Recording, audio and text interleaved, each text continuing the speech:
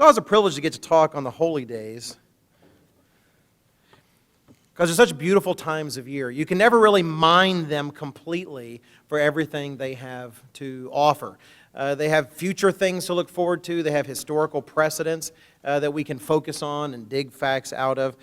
Today, I'd like to dig a little bit in terms of historical precedent to sort of give us a peg to hang our hat on, in terms of something to reflect on. I have to confess at the beginning, I like to give credit where it's due. A good part of the sermon I'm going to be giving today was inspired by a sermon that Mr. John Agwin gave about 17 years ago in Dallas in July 1999. In fact, I'm kind of concerned because I haven't heard the original in a while, and I don't even know where my notes are anymore. I'm thinking, well, I hope I didn't just take his notes, and I'm just going to read them up here, or something. It might even, I don't know if it's the same title. I like to think that I wrote this. But if some of you have a sermon that sounds just like this one from 17 years ago, feel free and listen to that one when you get home. That might be a whole lot better than this. But at the same time, it's the holy days. There's some recurring themes. And I realize some of you weren't even born 17 years ago. Some of you were born, but you were sitting on the floor playing with your Transformers or whatever, and you weren't paid. Some of you right now are sitting on the floor and playing with your Transformers. And you're in your 40s. Get up. What are you doing? Services. Pay attention. Today is the last day of unleavened bread, and it is often historically associated with the crossing through the Red Sea. Some have said they could prove that this is exactly the day they crossed through the Red Sea. I find when I go through those, there's little tweaks or assumptions that sometimes I feel uncomfortable. I'm not really sure. At the same time, what I do know about God is His timing is perfect.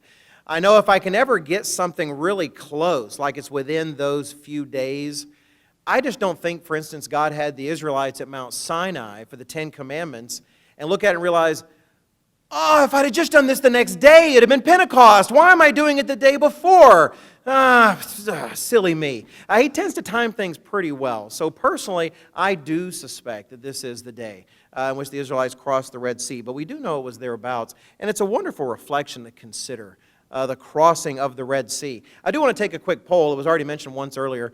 Raise your hand if you saw, doesn't have to be the Charlton Heston movie over the last 2 weeks, or the last week, but you saw some Ten Commandments, Exodus-themed movie this past week. Raise your hand if, yeah, it's a good number. Some of you are doing the kind of, it's me, I don't want to raise my hand too high, it's embarrassing. I was really planning on seeing The Prince of Egypt, the cartoon. I really enjoy that one. Not just because I just like cartoons. I like Charlton Heston as well, and his big white hair at the end is very nice. But The Prince of Egypt has a few moments I really do enjoy. I think when it comes to actual parting of the Red Sea scenes, the fact that they could animate that, it's just, it gives me goosebumps, I have to admit. Plus, it's got the voice of Val Kilmer. It's all good. But I do love the parting of the Red Sea. I think it's one of the most fascinating things to imagine being a part of in the Bible. And if we consider what it would have been like to be on the other side of the Red Sea, if you turn to Exodus chapter 14, in Exodus in chapter 14, we have sort of the setup. Israel had left. They had left Egypt, and Egypt was a ravished nation. They had truly been freed in the sense that the grip Egypt had on them was shattered. And they were able to walk out not only a free people, but a victorious people. They left with all the goods and all the wealth, as if they had been a conquering army when they really didn't have to lift a finger against the nation. God took care of it. The Apostle Paul tells us that the Red Sea crossing can really be thought of as sort of a baptism, as sort of a picture. And we just talked recently during the announcements about people being baptized. Some of you were baptized very recently. And there is that great understanding when you come up out of that water that you've been freed from the grip of the devil, that the sins you've committed are forgiven. You've been freed in a way you could never free yourself. You would never be able to free yourself, and you are completely and utterly free. But one of the things I'm always mindful of after that is once we are freed through the waters of baptism and hands have been laid on us and we're given God's Spirit, that the devil sort of has a different eye towards us. It's different now. We are his potential replacements in the future. We sort of shine on his radar screen in a different way. And you'll find he comes after you. And that's exactly what Pharaoh did. Though they were freed, Pharaoh came after them. We see this discussed in Exodus chapter 14, verse 1. It says, "The Eternal spoke to Moses, saying, Speak to the children of Israel that they turn and camp before Pi-hahiroth, between Migdol and the sea, opposite Baal-zephon. You shall camp before it by the sea. For Pharaoh will say of the children of Israel, they are bewildered." I always want to read this with Yul Brenner's voice, and I just can't pull it off. It says, "They are bewildered by the land. The wilderness has closed them in. Then God says, I will harden Pharaoh's heart so that he will pursue them, and I will gain honor over Pharaoh and over all his army, that the Egyptians may know that I am the Eternal." And they did so. I thought Mr. Nathan covered this concept of learning who God is so beautifully in his sermon really of just a few weeks ago. "Now I was told the king of Egypt that the people had fled, and the heart of Pharaoh and his servants was turned against the people. And they said, Why have we done this, that we've let Israel go from serving us? So he made ready his chariot and took his people with him." So he went to go claim Israel back, to try to bring them back into, well, actually, he'd been content apparently just slaughtering all of them, but regardless, went to go kind of reverse what God had done. It's a beautiful story. We're not going to read all the details. That's actually one of the things, if I'll go back to the Prince of Egypt movie, that irritates me about the Prince of Egypt movie, is it's clearly for kids, and so you have the Egyptians going into the parted Red Sea, and if you watch the movie, the things go poorly as they get there, kind of like it talks about the chariot wheels not doing well, but then it has all the horses flee out of the Red Sea. So suddenly it's just an army of people. Well, we know that didn't happen. The Bible says horses died too in the Red Sea, but because it's kids. And it's a movie for children, and sadly in our world, we're rearing children that care more about a horse dying in the Red Sea than people. All those bad guys get wiped out by the Red Sea, and the kids were like, yeah, get them, yeah, get the Egyptians. But if the horses were still there, I know you'd hear a child's voice, "Mommy, Daddy, did the horses die too?" You know, it's just it's sad that that's what's going on in our culture, but that's the case. So I remember I told my kids, they were little, I said, "Those horses died too. Don't you skip that. They died as well. Stop crying, you know, it's the way it's supposed to be." I want to make sure they get a good, accurate picture. But that's exactly what happened. If you can imagine the United States mustering all of its forces, what is still at this point in history the greatest army in the world, and having them all just wiped out in an instant. You had Pharaoh pursuing Israel with the most powerful weapons at his command, and without them lifting a finger themselves to stop them, God wipes them out. He parts the Red Sea, Israel passes through to the other side, and then God closes the sea on them, and they are utterly, absolutely destroyed. Let's jump to the end of that particular chapter and see. We'll start in verse 26. It says, "Then the Eternal said to Moses, Stretch out your hand over the sea, that the waters may come back upon the Egyptians on their chariots and on their horsemen. And Moses stretched out his hand over the sea, and when the morning appeared, the sea returned to its full depth, while the Egyptians were fleeing into it. So the Eternal overthrew the Egyptians in the midst of the sea. The waters returned and covered the chariots, the horsemen, and all the army of Pharaoh that came into the sea after them. Not so much as one of them remained." They just were obliterated. It says, "But the children of Israel had walked on dry land in the midst of the sea, and the waters were a wall to them on their right hand and on their left. So the Eternal saved Israel that day out of the hand of the Egyptians, and Israel saw the Egyptians dead on the seashore. Thus Israel saw the great work which the Eternal had done in Egypt. So the people feared the Eternal and believed the Eternal and his servant Moses." So where are they at this point then? The Red Sea has done its job at God's command, and they're on the other side of that. Where they had been an enslaved people, knowing nothing, not even really a whiff of freedom as God intends his people to enjoy. Now they're on the other side of a body of water they could never have passed on their own, looking behind. And as the Bible says, they see the corpses of the army that was there to kill them washing up on the shore. Horses too. Just washing up behind them. Evidence they can't deny. We are truly, absolutely, completely free. completely free. And they break out into song. There's this beautiful song here in chapter 15, the Song of Moses. That's actually one of the things that irritated me about the Prince of Egypt movie, is the song they sing before they go to the Red Sea is all about if you believe, blah, blah, blah. It doesn't mention God at all the whole time. I'm thinking, this might as well be Oprah Winfrey singing this song or something. It's not, where's God in all this? However, there's a part where they start singing in Hebrew. And if you actually look at the translation of those words, I have invested a little more time in the Prince of Egypt than perhaps I should. If you actually look, the Hebrew words they sing actually come from the Song of Moses. And if you listen, they do sing Adonai here and there, and they actually are singing. It'd be nice to hear it in English, but still, at least they did that. So you read this. I'm just going to read the first part of the Song of Moses in chapter 15, verse 1. It says, Then Moses and the children of Israel sang this song to the Eternal, and spoke, saying, I will sing to the Eternal, for he has triumphed gloriously. The horse and its rider he has thrown into the sea.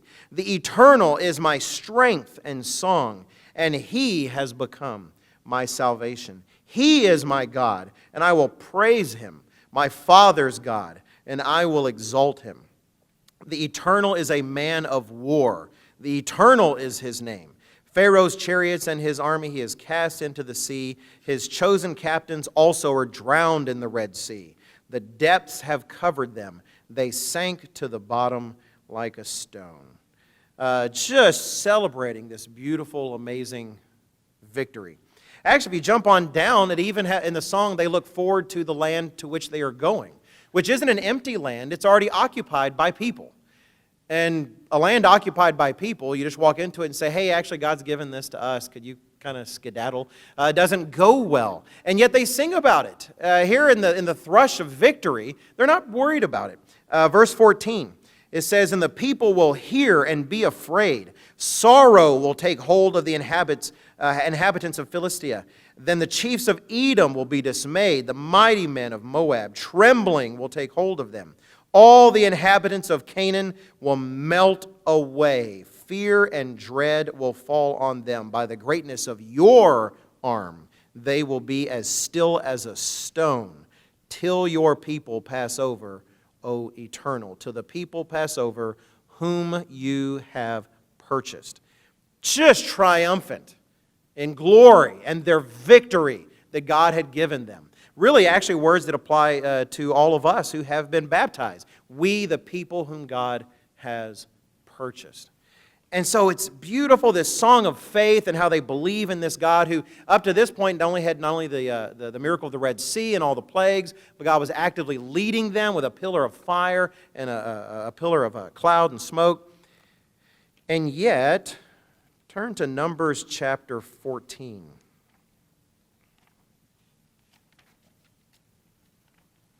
We can understand their exaltation.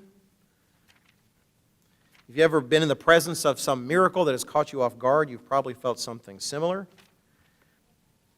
And in Numbers chapter 14, here they are, they've arrived on the doorstep of the promised land. They were just singing about how God's going to give it to them. He's going to take care of business. Numbers chapter 14, and we'll just look at verse 4. On the doorstep of the promised land in verse 4, it says, So they said to one another, Let us select a leader and return to Egypt. They were there. Everything God had promised, He did. And here they were on the edge of actually receiving that which was promised, and they're thinking of going back. And it should cause us to pause and ask how that could be. It's easy to write them off as just a bunch of simpletons or some sort of spiritual know-nothings, morons, whatever you want to list them as, and yet they were people like us. Don't do it right now, but if you look around you, right and left and such, there were people like the people around you. And notice the people around you would then be looking at you. They were people like us, and here they came to such a conclusion. Let's go back. Now, for those of us who've been around long enough, and sadly, you don't have to be around too long before you experience it in at least a small way, if not the large way many of us have, there are people in the faith, there are people in the church of God who make a similar decision eventually. I'm going to go back. As if the curtains behind me were Egypt. We started out on a journey together, going forward, going away from that. And then for whatever cause, sometimes someone decides, you know what? I'm going to turn around and I'm going to go back. Now, it's easy to write off something like that and say, I would never do that. I think we'll see at least one example to teach us to be wary of saying something like that. But it's interesting how it happens. I mean, for me to turn and go back to the curtains, if you'll forgive me, normally don't turn your back on an audience ever, but give me just this one. What would I have to do? I'd have to turn around and actually go back. But notice, before you turn all the way around, you first have to do what? Is that too subtle? Did you see that? Or I go the other way. You go. Before you turn all the way around, you have to veer somewhat. And there's something that pulls, there's something that moves people in that direction, where they're no longer walking forward to what was promised, but they're walking backward to Egypt. Rather than make it generic about a bunch of nameless people, I want to make this personal. I want all of us to consider today what could turn us back. In particular, what could turn you back? What could turn you back? What could start you on the path where instead of going forward to that promise, you start to veer to the right, or you start to veer to the left? Because to think that nothing could do that is foolish. It's virtually mailing an invitation to the devil to say, I am yours. I am going to be putty in your hands.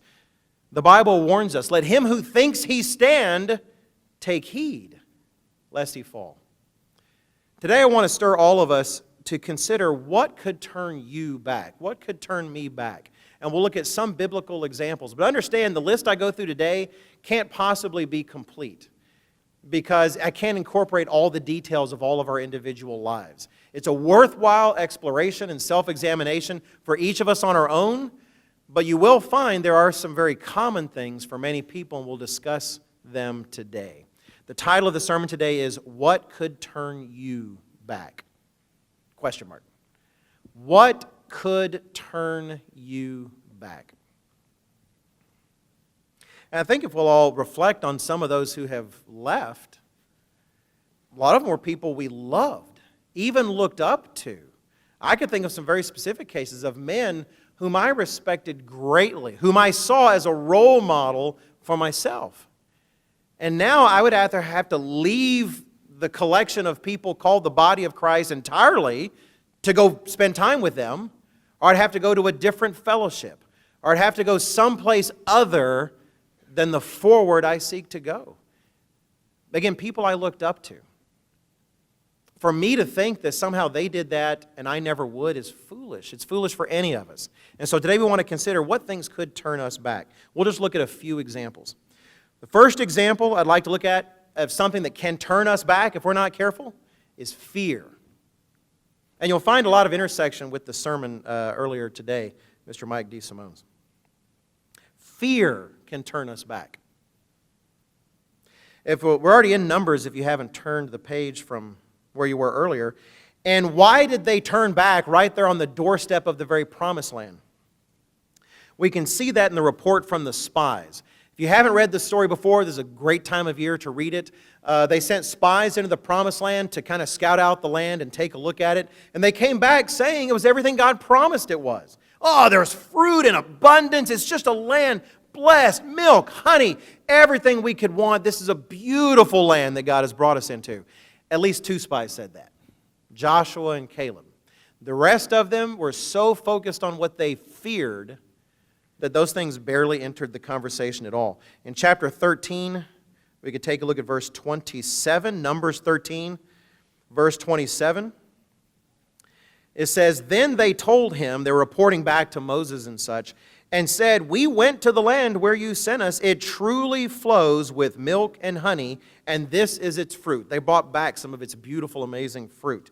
Nevertheless, the people who dwell in the land are strong. The cities are fortified and very large. Moreover, we saw the descendants of Anak there. The Amalekites dwell in the land of the south. The Hittites, the Jebusites, the Amorites dwell in the mountains. And the Canaanites dwell by the sea and along the banks of the Jordan. It says, then Caleb quieted the people before Moses and said, let us go up at once and take possession, for we're well able to overcome it. But the men who had gone up with him said, we are not able to go up against the people, for they are stronger than we. And they gave the children of Israel a bad report of the land which they had spied out, saying, the land through which we have gone as spies is a land that devours its inhabitants. And all the people whom we saw in it are of men of great stature. There we saw the giants, the descendants of Anak came from the giants, and we were like grasshoppers in our own sight, and so we were in their sight. Might be a little of exaggeration there, I'm not really sure, but these tales do get dramatic when you really don't want to do something. They were terrified. They were terrified. Now, just for instance, amongst the people they are terrified of, if you saw in that list, there were the Canaanites. It just said the Canaanites in general. What do we read literally? It would have been days before for them. Days, weeks, give me that. What did they read in this? What did they say in the Song of Moses? It said the Canaanites will melt before us. In a sense, they're not really saying anything not true when they say, for instance, that we are not able to go up against this people. In the Song of Moses, they recognize it wasn't them going up against the people. It was God. They couldn't go up against Egypt. But their fear had gotten hold of them.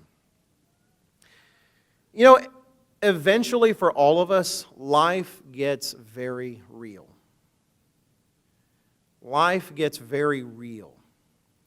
One of the things I remember Mr. Ogwin expressing in Spokesman Club back in Dallas, when we'd ask these questions. Spokesman Club is wonderful. I encourage anyone to be a part of it if they can be.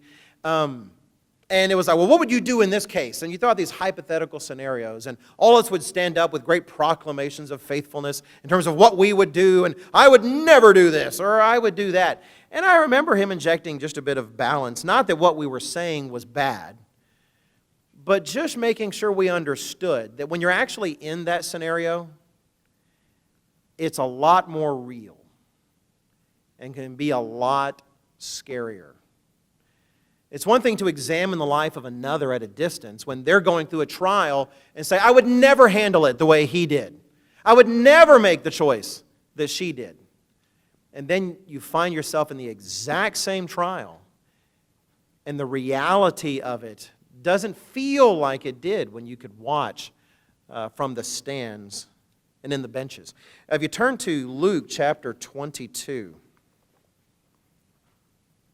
fear of the inhabitants made Israel want to turn around. It's so easy to judge them. They went through 2 walls of water. The sea was parted. There's no law of physics that says that's a normal thing. They saw miracle after miracle. They were led to where they were by a pillar of fire. It's easy to think, what is wrong with these people? What was defective about the Israelites? Well, let me tell you, there was something defective about them. It's the same thing that's defective about all of us, that thankfully God is working through His Spirit to change. Because when suddenly it has to turn into action, when you're actually acting on the faith that Mr. DeSimone talked about, when you're actually being a doer of the law, like Mr. Dumas said a while ago, suddenly things get a lot more real. We see this with Peter in Luke chapter 22, starting in verse 31. Luke 22,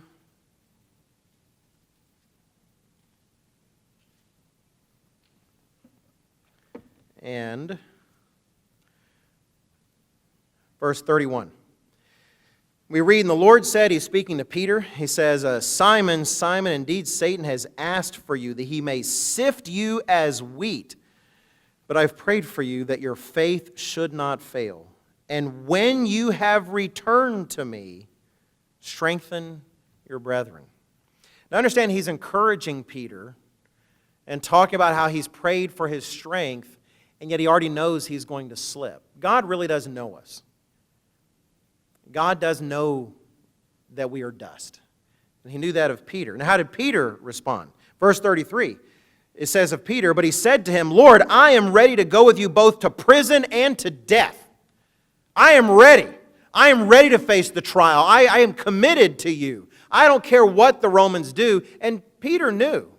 You couldn't live in that time and not see the brutality of the Romans, or for that matter, even of the Jewish leadership against various sects and different ones and stonings and all the rest. It's not that he wasn't aware of these things. And he says, I'm ready. I'm going to do it. And he says, both to prison and to death. How does Christ respond? Verse 34, then he said, I tell you, Peter, the rooster shall not crow this day before you will deny me 3 times. Deny 3 times that you know me. He says, you're not just going to slip once. You're going to slip 3 times in a row. I don't imagine Peter believed it at that time, but we see it. In fact, same chapter. You look later in the chapter, starting in verse 54. Speaking of Christ, it says, having arrested him, they led him and brought him into the high priest's house, but Peter followed at a distance.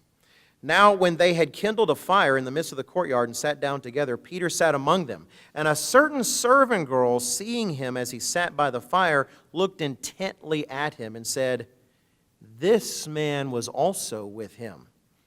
But he denied him, saying, woman, I don't know him. And after a little while, another saw him. And you know he's got to be stewing in it at that point to a certain extent. He said, you also are of them. And Peter said, man, I am not.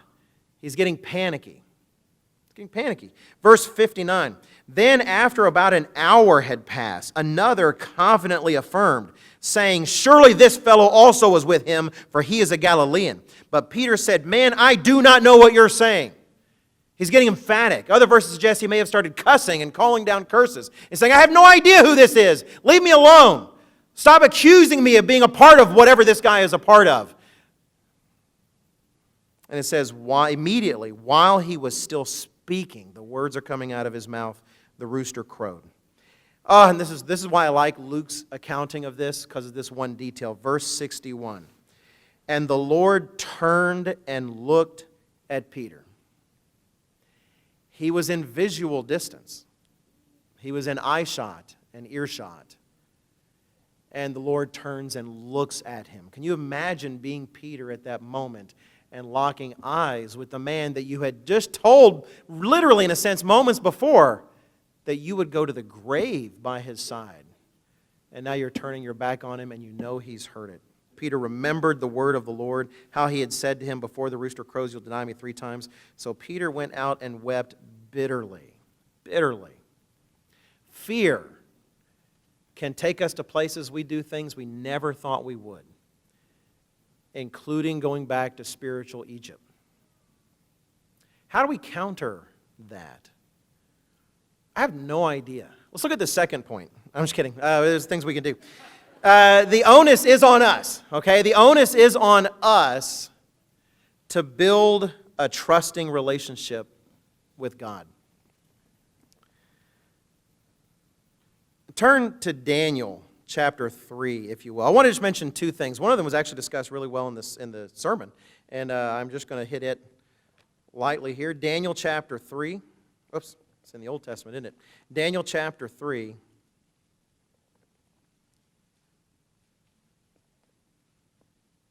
And we have the tale of Shadrach, Meshach, and Abednego. And there are certain statements of faith and trust in God that jump out at me. I like the word trust. You definitely could say faith. I thought the sermon earlier today covered that really well. It certainly smacked me around a little bit in a good way.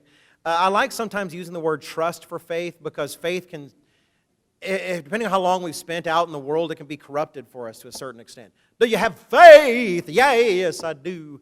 No, I don't. What is that? It's got to be, yeah, something like that. It's hands on heads and people frothing at the mouth. And that's a shame, because faith is something so much more beautiful than that.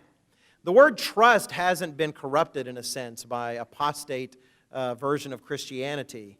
And in a very real sense, the words are very intimately related. Trust is a part of that faith.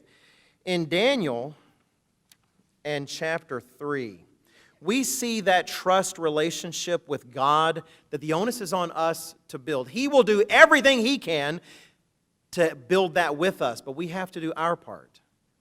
We have to do our part. We don't have to worry about Him doing His part. We have to worry about us doing our part. Shadrach, Meshach, and Abednego had that trust relationship. And sometimes, I'm afraid, we'll turn that into, well, if you have faith, everything you want to happen will happen. And that's not actually trust. You know, your dog may trust you, quote unquote, trust you, to fill his bowl with food. It's not trust. He just knows the bowl gets empty, it gets filled up again, he shows up and eats it. I'm maybe going to disappoint a lot of dog lovers here, but your dog doesn't actually truly have a deep human kind of trust for you. Okay? Am I good? He's an animal.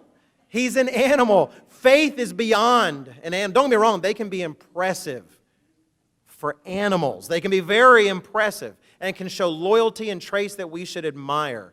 But a lot of it is instinct, a lot of it is learned. It's just not the same as human levels of trust.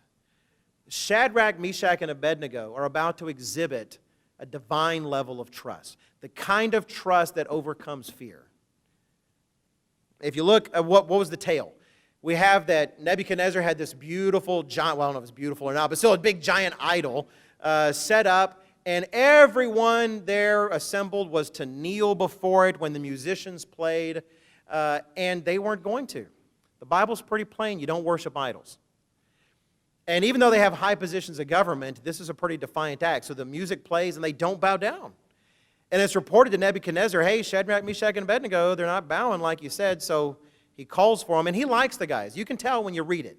He really is hoping they would bow down. But he's also not going to be dissed in front of virtually, in a sense, the entire nation. He's not going to have that breakdown in terms of his authority being yielded to. So we take a look in Daniel chapter 3, and let's just jump down to verse 16. Well, actually, if you catch just the end of verse 15, I love the last thing he says.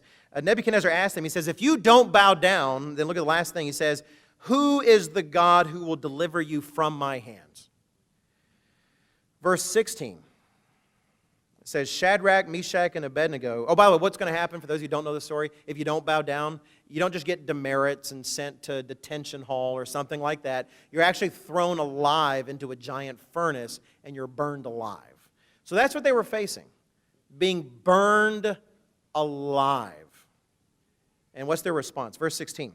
Shadrach, Meshach, and Abednego answered and said to the king, O Nebuchadnezzar, we have no need to answer you in this matter. If that is the case, our God, whom we serve, is able to deliver us from the burning, fiery furnace, and he will deliver us from your hand, O king.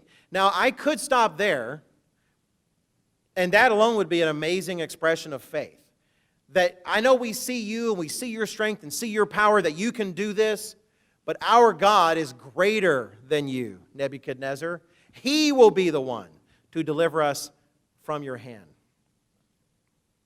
But God is looking for a people whose trust goes deeper. Not to diss him, the man out there has a beautiful smile, but Joel Osteen kind of faith that God just wants nothing but health and wealth and goodness for you is not the actual faith of the Bible. We were talking actually, me and Mr. Charles Le Guin and Mr. Mike DeSimone, the Bible, Mr. Mike DeSimone, during the break. And he said, you know, there's the second half of Hebrews 11. There's the first half where all these things go well. The dead are raised and people are healed and evil armies conquered. Then there's the other half of Hebrews 11, where it's the faithful people who die and are crushed by stones and are sawn in two. They also are honored for their trusting. And it doesn't stop there. They do say, Nebuchadnezzar, we have no need to answer you in this. You know, you see us every Sabbath. You know to whom we pray. That God can save us. But verse 18, but if not, that is, if he doesn't save us, let it be known to you, O king, that we do not serve your gods, nor will we worship the gold image which you have set up. Their trust was not conditioned on being treated well in this life. Their trust was complete. They trusted God not just to save them, but to choose whether or not to do so, and to give Him complete sovereignty over that decision. Trust can help us overcome fear. Doesn't mean they were afraid. Wasn't mean they were sitting back thinking, what if God doesn't save us? Well, dude, we're burning, woo, and just slapping hands and being all excited and everything. We're going to be famous martyrs. Yeah, it doesn't mean they were just insane. They might have been really terrified of going to the flames. I would have been. Let me just confess, I would have been terrified. I don't want to burn to death. But they trusted God and allowed Him to make that choice. It's like the child who's terrified of going to the doctor's office because they know there's pointy things in the doctor's office. And sometimes those pointy things are jammed into you. And parts you don't even show strangers, It's a terrifying place, the doctor's office. The fear doesn't go away, but you handle it because you trust mom and dad.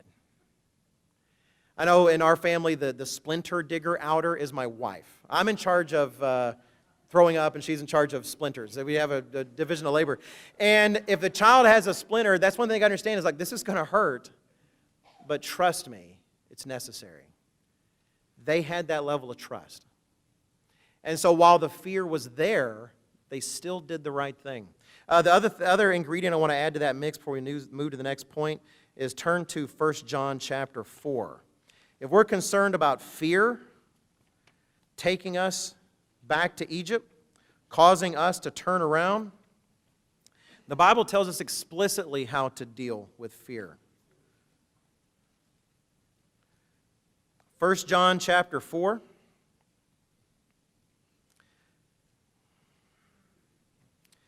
Sometimes called the apostle of love, John, because he talks so much about it. I was going to say the love apostle, but that sounds like the love boat. It just doesn't sound right. 1 John chapter 4. And we'll just read verse 18. We'll go straight there. 1 John 4 and verse 18.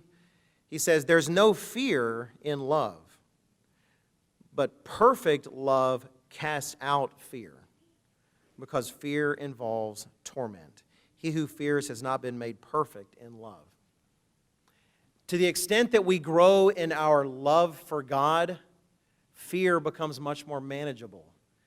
Because to love Him, we have to know Him. One of the things that I remember Mr. Agwin saying once at a campout Bible study is he said, to know God is to trust Him. To the extent we don't trust God, it just means we don't know Him. Because you can't know Him and fail to trust Him. So if we're concerned, we need to examine ourselves. I don't know which of these will land with you most directly. But if we examine ourselves, if fear is one of our concerns, that it might turn us back, we need to focus on learning to trust God, and not just simply trust to do what we like, but to trust Him completely to make the right decision regardless of the outcome, and need to focus on loving Him and coming to know who He is. So that's one thing that can turn us back. Let's look at another one. Let's look at a second example scripturally. I'm not going to go straight to it. I want to read some setup first. Turn to Colossians chapter 4. Colossians chapter 4.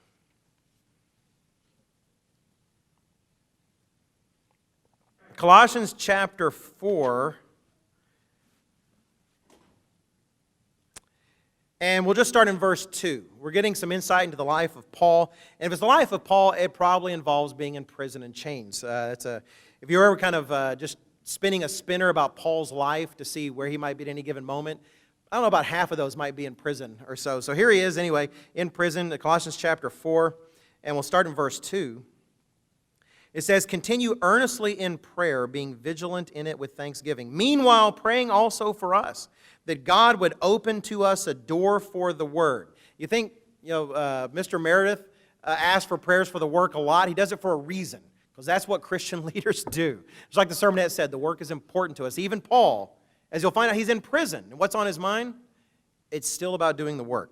He says, "Meanwhile, praying also for us, that God would open to us a door for the word to speak the mystery of Christ, for which I am also in chains, that I may make it manifest as I ought to speak." Jump down to verse 7. We see some of those with him. He mentions Tychicus, a beloved brother, faithful minister, and fellow servant in the Lord, will tell you all the news about me. He's just mentioning various ones. Jump down to verse 14. He says, "Luke, the beloved physician, and Demas greet you." So some of the people that were with Paul at the time, serving him in prison, maybe serving time with him to a certain extent. Let's look at another example in Philemon. Philemon. If you don't know where Philemon is, head to Hebrews and then go backwards just a little bit. I used to have a hard time with Philemon also.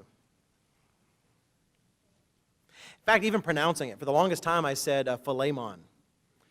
In fact, Leona Dorothy's here when I was in St. Louis, and you might ask her. I might have said that the first few years I was there.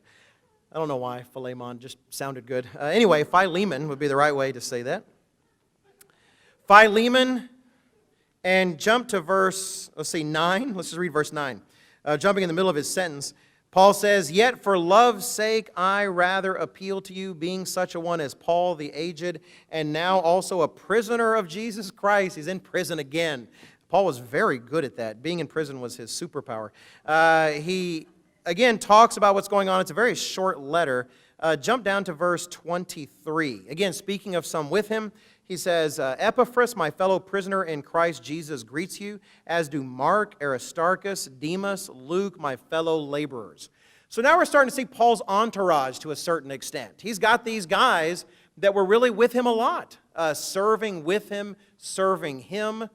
And imagine what that must have been like. Yes, you spent a lot of time going to prison and serving him in prison. Prison back then was not like, I get 3 squares a day, I got cable and all the rest.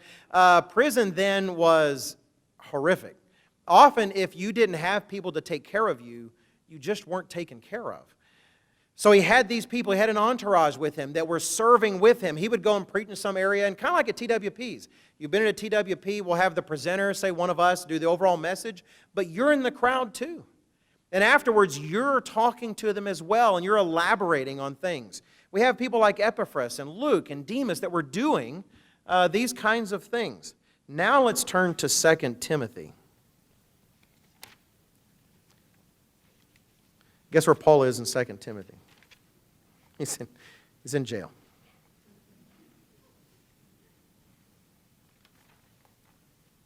Second Timothy, and we're going to turn to chapter 4. We'll start in verse 6. And it's a little more serious, his tone here, if you really read it. 2 Timothy chapter 4, we'll start in verse 6. Paul says, "For I am already being poured out as a drink offering, and the time of my departure is at hand." He was considering the possibility that he might be executed. There really might not be another opportunity to go somewhere else. The crowd immediately around him there might be his last audience for the gospel. He says in verse 7, "I have fought the good fight, I have finished the race, I have kept the faith. Finally, there is laid up for me the crown of righteousness, which the Lord, the righteous judge, will give to me on that day, and not to me only, but also to all who have loved his appearing." Verse 9, he says, "Be diligent to come to me quickly," he tells Timothy, "for Demas has forsaken me, having loved this present world, and has departed for Thessalonica. Crescens for Galatia, Titus for Dalmatia. Only Luke is with me." What happened to Demas? Here he was a part of the entourage. Here he was being strong, going through difficulties with Paul, but still seeing the blessings, maybe seeing miracles from time to time. And then all of a sudden we have this record and Demas is no longer there. Now, is it possible Demas came back? I have no idea. We'll find out one day in the resurrection. But Demas was gone. What happened? We read the verse again in verse 10. It says, "For Demas has forsaken me, having loved this present world." Demas, in some way, fell prey to distractions and lost his vision. Things distracted him from his vision. Having loved this present world. For a time, he loved being with Paul. And he was willing to go to prison after prison and bring Paul food and keep him alive. And yet somehow this was different. We can only speculate. You know, the tone, like I mentioned here in 2 Timothy, is a little more serious. Maybe it never hit him it might actually end this way. Maybe, sure enough, Paul's in another prison. Oh, it must be Wednesday. Paul's in prison. And maybe he just got used to that. Maybe he got used to seeing miracle after miracle, even in prison. We know that the apostles being in prison and miracles happening is a New Testament thing. Maybe he saw each thing as just being one more kind of feather in the cap of the entourage. We don't really know. Maybe this particular time it was clear things aren't going like the other times. This is bad. This is really bad.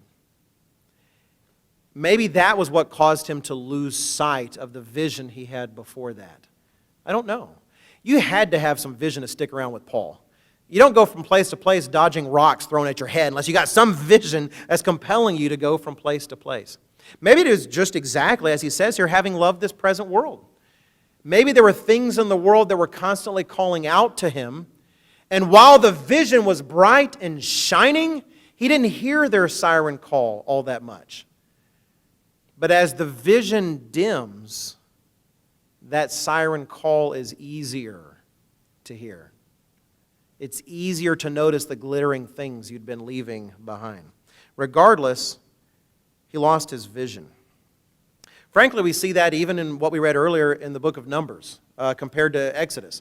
Man, after coming through the Red Sea, they had a vision of nothing but victory.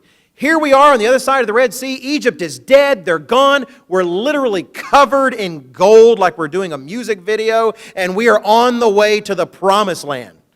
They felt good. Nothing is going to stop us between here and there. We know there's people there, and they got armies, but we've got God. There's no way anything can stop us.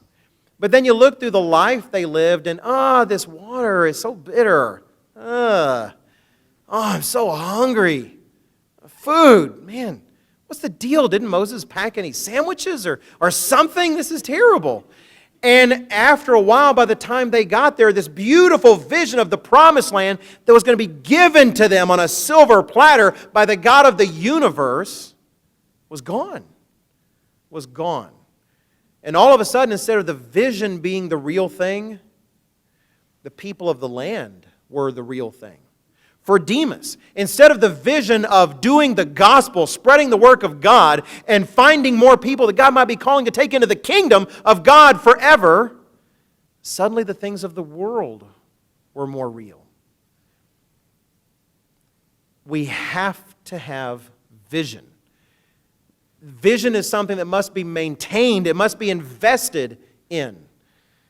One of the examples actually Mr. D. Simone read, I'm going to read it again because it is one of my favorites, in Hebrews chapter 11. When it comes to vision, this is a great example. Hebrews chapter 11.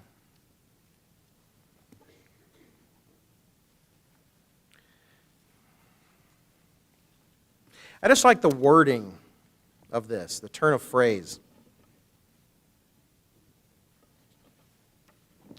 Hebrews chapter 11. And we'll just read about Moses and review again what was said earlier today. Hebrews chapter 11. And we'll actually just read a bit of it. We'll start in verse 24. Hebrews 11 and verse 24. We read, "By faith Moses, when he became of age, refused to be called the son of Pharaoh's daughter, choosing rather to suffer affliction with the people of God than to enjoy the passing pleasures of sin." Now let's make sure we put this in a context. This is before the burning bush. It's easy to think, well, yeah, sure, he saw this burning bush. It was a miracle. He did the whole hand, oh, I'm a leper. Oh, no, I'm not. He did the whole thing. Well, yeah, I'd have faith in God too with all of that. This is before that. This says when he became of age. This is what prompted eventually what happened, where he identified with the people of God that were suffering in slavery instead of the opulent surroundings in which he actually found himself, that he could have stayed in at will. So again, it says in verse 25, choosing rather to suffer affliction with the people of God than to enjoy the passing pleasures of sin. One thing I like about this particular phrase is highlighted to me by a single man way back when I first started attending the church. He was pointing out that don't think somehow you're going to resist sin by pretending it's not pleasurable. It is. A lot of sinful things feel fantastic. They feel great. You always regret them. You always, there's not a single sin you will ever commit that in the kingdom in eternity you will say, that one was worth it. That one was so good that I totally don't regret doing that. There's not a single sin in our lives we will ever commit, we will ever say that. Every single one will bring us to a place one day where we will say, I wish I had never done that. I wish I had never given in to that. Because it's a passing pleasure. It's a passing pleasure. And I like that this verse admits that.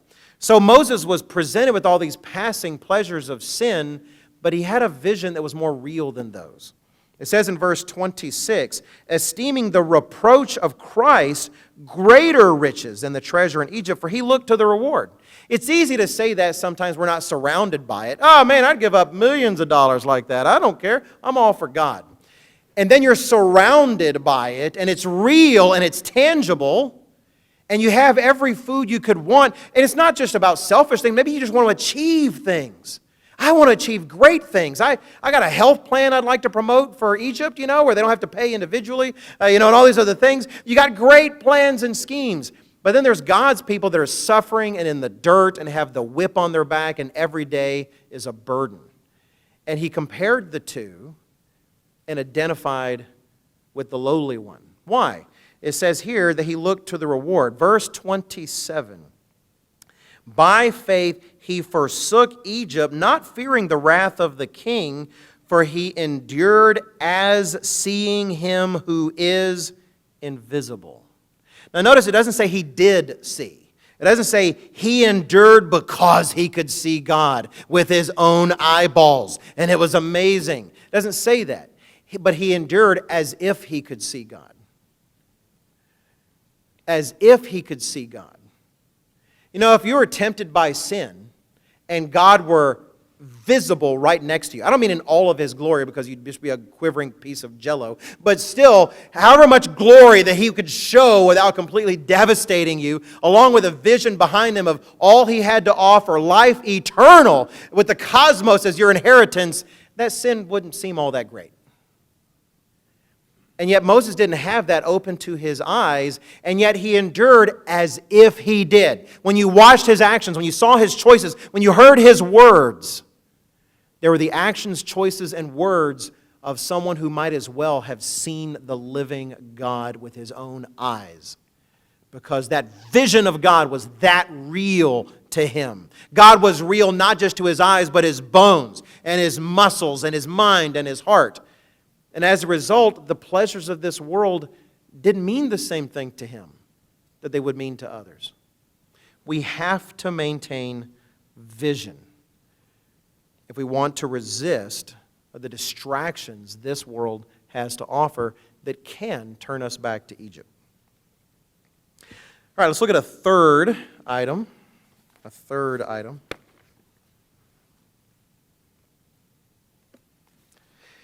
And that is pride and ambition. Pride and ambition. Turn to 3 John.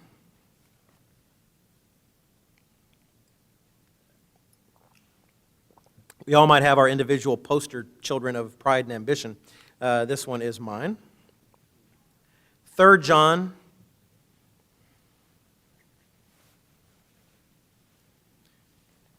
And verse 9.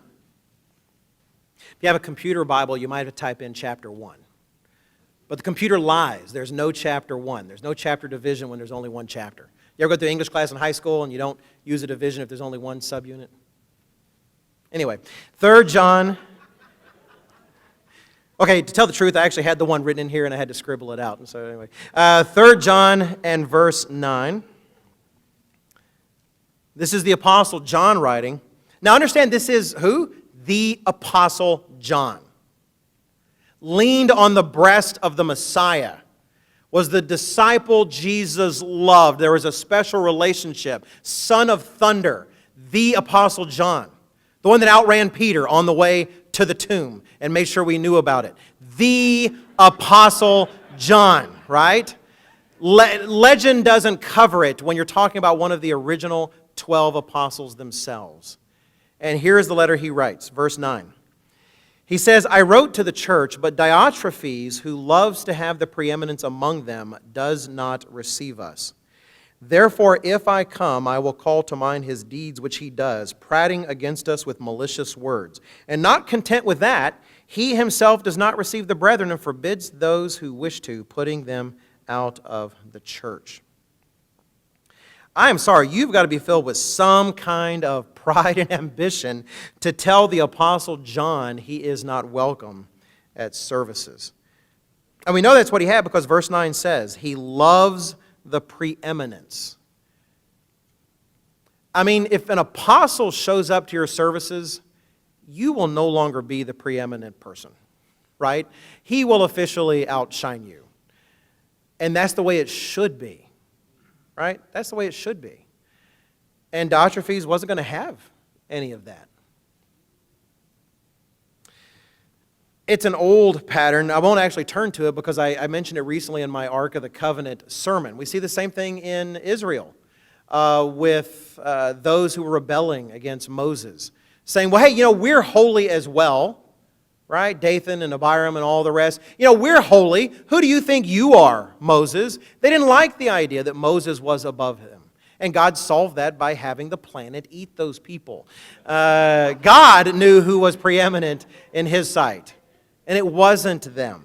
It wasn't them. One point that I do want to make is we're talking about turning back to Egypt. And yet here I'm using Diotrephes as an example of someone apparently still in the church, at least attending, right? Attending. Is it possible that we here, me here, you there, can be turning in our hearts and still physically be present? I would say Diotrephes, if he was still in any way a part of the body of Christ, it'd be wonderful to think that he repented one day after this. I don't know. But I can tell you, if he wasn't turned 180 degrees all the way around, he had started his journey. Pride does that. Ambition does that. Dr. Meredith, when I started with the telecast, took me out for lunch at it's the place that's now Mi Pueblos. I think it used to be an Italian place. I think that sound familiar? Anybody? Something like that? No, okay. Doesn't make a difference.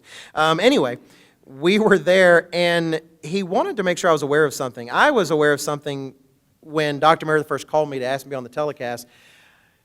I had actually just started my own pastorate. I hadn't been there very long, and the first thing after I hung up with Dr. Meredith was I called Mr. Rand Millich. He was not only my regional pastor, but he had trained me. And in order to feel comfortable with the decision, I wanted to know from Mr. Millich that he had had some kind of input. Because I know what things like that can do to a person. One day you're on television and you get the big head. Next thing you're not on television, but you take the big head with you, right? It's a parting gift. And Mr. Millich was my pastor, and I wanted to know that he was comfortable with something like this. That he, having worked with me for a whole year, seeing me in the field, seeing me at hopefully my best sometimes, but also my worst, that he was comfortable that I would be doing something like this. Because otherwise, I was going to express more reservation. And he said he was. Oh, yeah, no, I'm good. I don't know if he was snickering, off the phone. But no, he said, I'm really good with that. But that was a legitimate concern. And on the first, after I'd been added to the telecast, Mr. Meredith, getting back to the original story, had taken me out to lunch. And he talked to me. And he wanted to make sure also that I keep that in mind, that pride has taken many, many, many, many men out of the church.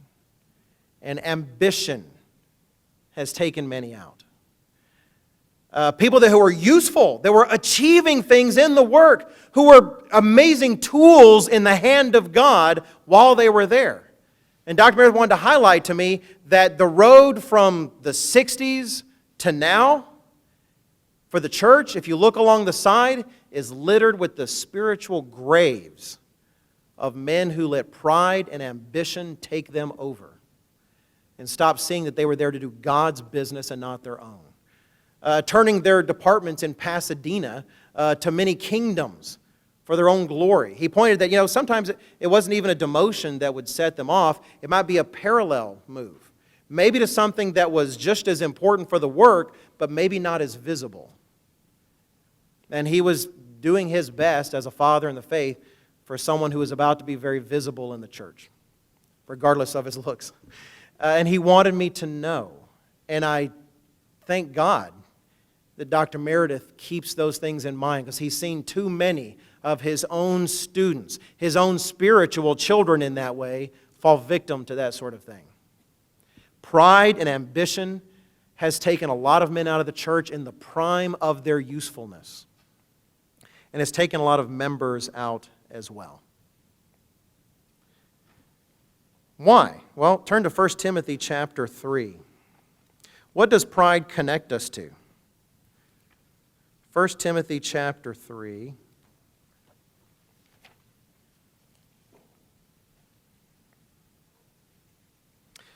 First Timothy chapter 3, and Paul is discussing with Timothy what to consider before ordaining someone. And I had this passage in mind when I called Mr. Milich that day in that September, what seems like 147 years ago. In 1 Timothy in chapter 3, I'll just break into the middle of a thought because Paul is doing one of his trademark run-on sentences.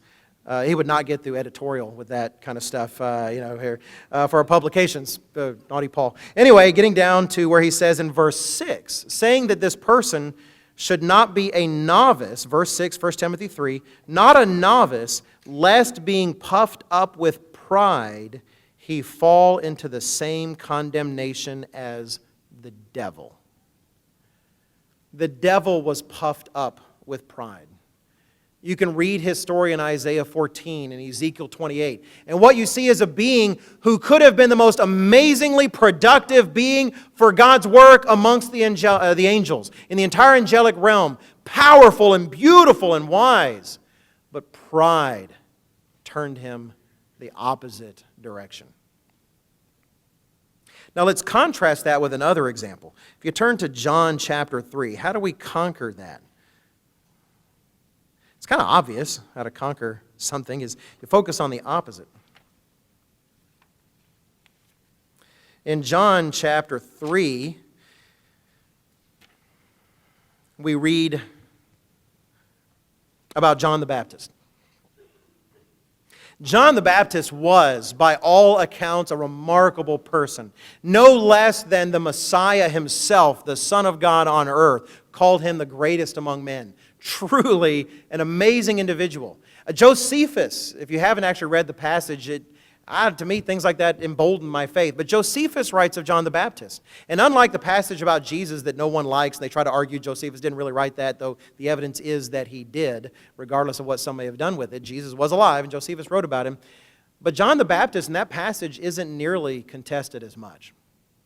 It doesn't even have the feel of later alteration that some passages do.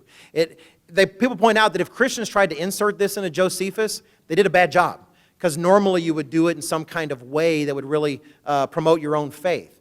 This seems to be a very legitimate writing of Josephus about John the Baptist. And Josephus in Jesus is really a contemporary, virtually, of Jesus and John the Baptist around there. He writes of John the Baptist that Herod was so nervous about John the Baptist because his fame was so widespread and he was so well respected amongst the people of Judea that Herod feared that all the people would be ready to do anything John the Baptist should advise. He was afraid that if John the Baptist called for it, there would be a revolt because he was so well respected and so well regarded. If anyone had a pump primed for pride and ambition, it was John the Baptist. And then we read in John in chapter 3, starting in verse 22, this is after Jesus' own baptism. It says, verse 22 of John 3, after these things, Jesus and his disciples came into the land of Judea, and there he remained with them and baptized. A lot of people don't realize that Jesus baptized as well at the same time as John the Baptist. He himself did not do the baptizing, as it says in John 4. He had commanded his disciples to do that. Very much a picture of what happens even today in the church. We baptize on Jesus' behalf. But yet he had a ministry that involved baptizing as well. And in verse 23 it says, now John also was baptizing in Aenon near Salim because there was much water there, and they came and were baptized. Now John's disciples see this and they get kind of jealous on John's behalf. And it says in verse 26, they came to John and said to him, Rabbi, he who was with you beyond the Jordan, to whom you have testified, behold, he's baptizing, and all are coming to him. You were here first. You were here first, and you baptized him, and now it's like he's robbing all of your followers and all of your disciples. And his entire response is worth reading. But let me just jump to verse 30. John the Baptist says, he must increase, but I must decrease. I don't know, for years, that's just been one of the most moving statements in the Bible to me. It's foreign to this world. It is alien to this life. Is there a single presidential candidate that you see today you could ever imagine saying, I must decrease and he must increase? I can't fathom a one. And if I look in my own human heart, the part that God is helping me address more and more day by day, like He is for you too, that is not a human statement. No one wants to decrease. Not really. Even those of us who like to slink back into the shadows, it's almost like our own form of increase. We're slinking back to what's comfortable. It's an amazing statement. For us to think that somehow we're so humble or we're just kind of a nothing, pride and ambition could never take me out of the church. It's a mistake. It's taken many out. How do we address it? Asking God for John the Baptist's level of humility. Asking God to teach us humility by whatever means He needs to in love. Because the only thing you can beat back pride with is a humble and submitted spirit. So the last thing I want to discuss in the sermon that could take us back to Egypt, you'll find your own things to be sure. I'd like to start with an example. I'd like to use an example to highlight it. Turn to 2 Samuel 16. And we'll see Ahithophel. 2 Samuel 16. There's a bit of a mystery of history here. I feel like I know what's going on. There's other theories out there. I don't agree with any of them because they're not mine.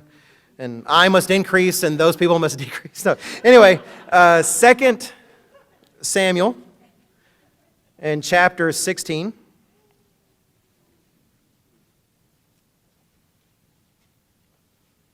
Second Samuel 16, and let's read verse 23. It says of this certain counselor of David, Ahithophel, it says, now the advice of Ahithophel, which he gave in those days, was as if one had inquired at the oracle of God. So was all the advice of Ahithophel with both David and with Absalom. That is an amazing compliment if you're an advisor, if you're a counselor. Saying, asking this fellow for his advice was as good as asking God Himself, because He was always right. That's an amazing statement.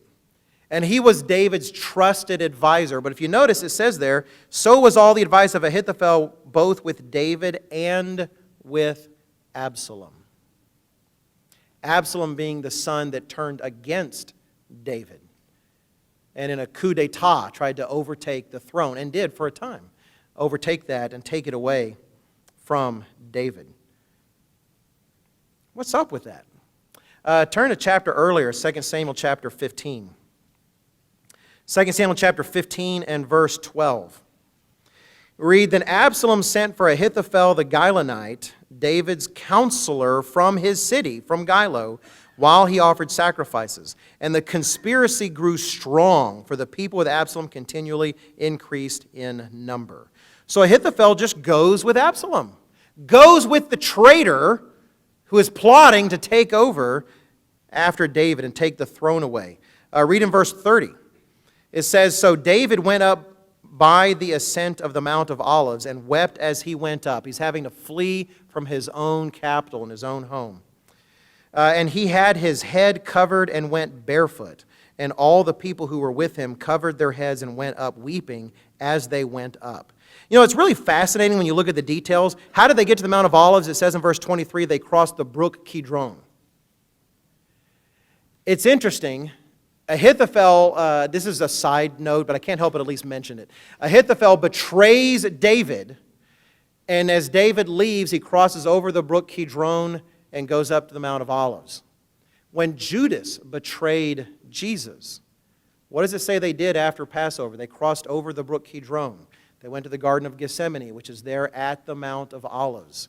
It's a fascinating parallel. There's actually a psalm. I'll just give you the verse. It's Psalm 41 and verse 9, where David speaks of a familiar friend who was trusted, who ate my bread but lifted up his heel against me. A lot of commentators believe David was writing about Ahithophel. Jesus Christ quotes that verse about Judas. Really interesting parallels between David and Jesus there.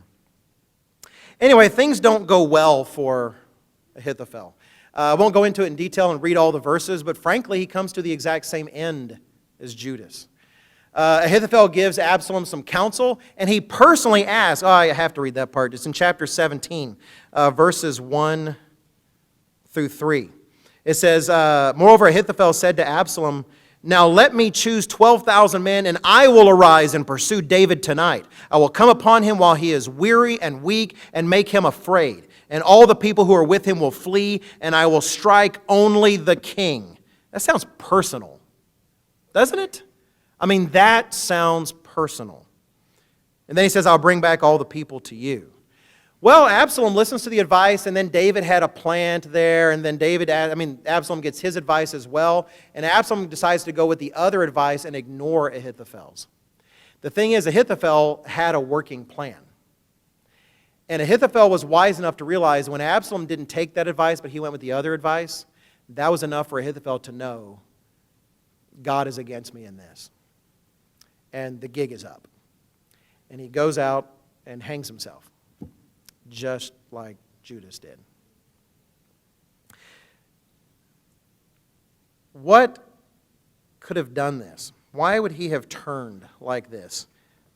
Speculation. Speculation. We all agree with speculation. Need a speculation warning light. Woo, woo, woo, speculation. But turn to 2 Samuel 11. Ahithophel was one of David's faithful men. He had other faithful men as well. We talk about David's mighty men. 2 Samuel chapter 11. And I can't say this speculation is original with me. I want to take credit for that.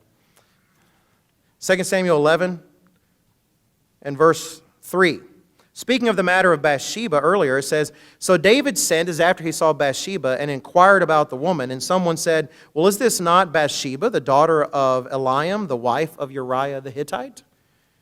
So Bathsheba was the daughter of Eliam and the wife of Uriah. Well, let's read of some of David's other mighty men like Eliam and Uriah. Turn to 2 Samuel 23.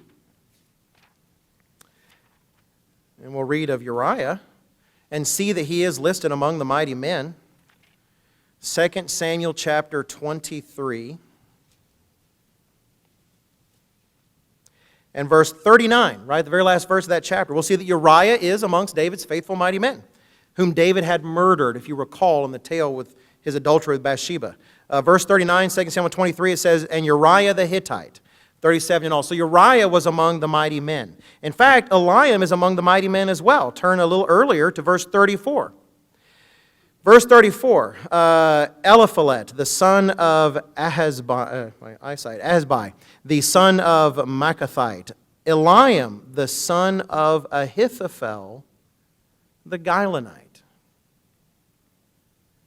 Bathsheba was Ahithophel's granddaughter. I don't know for sure. I admit I don't know. The moment I heard the theory, I fell in love with it, and it could be an idea baby. I'm not married to it. But all I know is if someone had done to my granddaughter and her husband, my son's daughter, what David had done, my friend whom I counseled and sacrificed for, at the very least I would be hurt.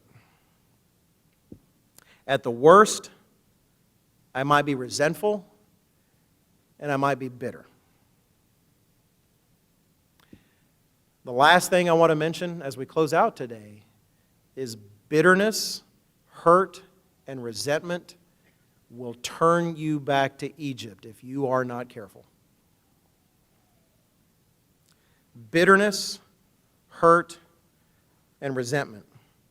If you turn to Hebrews chapter 12, the Apostle Paul gives a strong warning about bitterness. Hebrews chapter 12. And I can only imagine he did so because he had seen its effects so often in his own life, in his own time, in his years in serving the church and its people. Hebrews chapter 12. And verse 15. Actually, we'll go ahead and start in verse 14 for context. Paul says in verse 14 of Hebrews 12, "Pursue peace with all people and holiness, without which no one will see the Lord. Looking carefully lest anyone fall short of the grace of God, lest any root of bitterness springing up cause trouble, and by this many become defiled." Bitterness, hurt, and resentment have defiled more people in the church of God than you can count, or that I can count. And it's something we must constantly be on guard about. It doesn't have to be bitterness or hurt concerning a minister. It can be your brother or sister right next to you. It can be your spouse. Bitterness has taken many people out of the church. Actually, in 2006, in the Living Church News Personal, January, February 2006, Dr. Meredith wrote this about bitterness. He said, "One of the most dangerous attitudes we can ever get into is that of bitterness. As Mr. Herbert W. Armstrong often said, bitterness is like heroin. If you allow yourself to be filled with bitterness, it will kill you spiritually."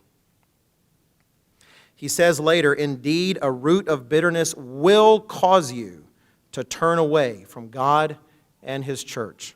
It will cause you to lose friends and family. It can lead you to become a truly profane person, willing to give up your entire eternal award for some cheap worldly benefit, as did Esau, who for one morsel of food sold his birthright." Bitterness has been an amazingly effective tool in the hands of the devil to take people's eyes off of their destiny and their future and their purpose and their place in the people of God, and cause them to start longing for what is truly behind them and should stay behind them. How do we counter that? Jesus Christ did. Turn to 1 Peter chapter 2. The last passage we'll read today. Though as you turn to 1 Peter chapter 2, you might note Ephesians chapter 4, 25 through 32. There the Apostle Paul talks about being bitter and being angry, and how what that does is give place to the devil. Bitterness, in a sense, isn't something you add to you. It's like a hole you cave out of yourself. And that hole is a grab hold for the devil. It's a place for him to get his hand inside of you and do with you what he will. Jesus Christ, if anyone could have been bitter, if anyone had the potential, no, potential is the wrong word, if anyone had the option, justifiably, of being bitter, Jesus Christ. All the people He lovingly made on this earth got together while He was here and decided to have Him tortured and murdered. Before His incarnation, there were people here whose prayers He heard, whose lives He likely intervened in. And now they're in a crowd chanting for His death. What did He do? It's a difficult thing to wrestle with. I'm not pretending otherwise. But I do see a key in 1 Peter chapter 2. 1 Peter 2, and start in verse 20. It says, "For what credit is it when you're beaten for your faults, you take it patiently?" You know, it's like you did something wrong, and you got a beating from your boss or whatever. And you took it patiently, well, good, you deserved it. So, okay, we're good.